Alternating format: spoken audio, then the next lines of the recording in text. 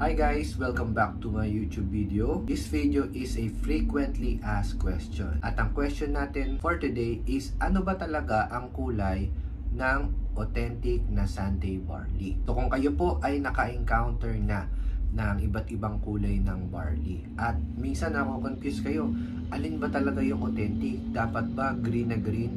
O yung iba kasi kulay medyo brownish yung kulay ng barley? Ano ba talaga ang tama?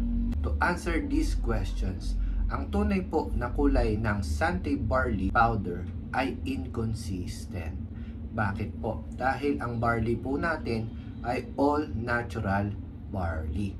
Meaning kung ano po yung mismong kulay ng damo, yun din po yung ibinibigay namin sa inyo. Meron po kasi tayong dalawang season ng harvest sa New Zealand. Ito po yung tinatawag nating summer at saka spring harvest. During summer po, parang dito po sa atin, pag summer po, ang mga halaman natin ay usually madidilaw at masyadong nasisinaga ng araw.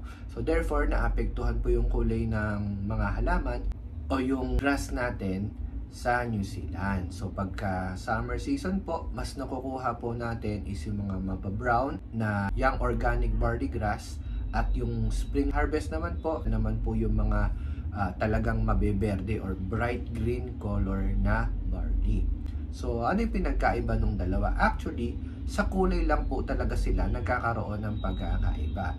Pero pagdating po sa potent, parehas lang po yan. Hindi po naglalagay si Sante ng anything na coloring or food additives sa ating mga barley to secure na yung highest quality po ng barley ang makukuha natin in every sachet and in every canister ng ating mga produkto. Huwag po kayong mag-alala kung iba't iba po ang kulay ng barley na makukuha ninyo. As long as binili nyo po ito sa legit na distributors at mapagkakatiwalaan ninyo, I assure you na yung produkto natin ay maganda, 100% safe at 100% effective. At yan po ang ating sagot sa ating frequently asked questions. Maraming salamat po sa inyong panonood. Once again, my name is Coach AJ Palmos and see us again on our next video. To God be the glory. Bye-bye!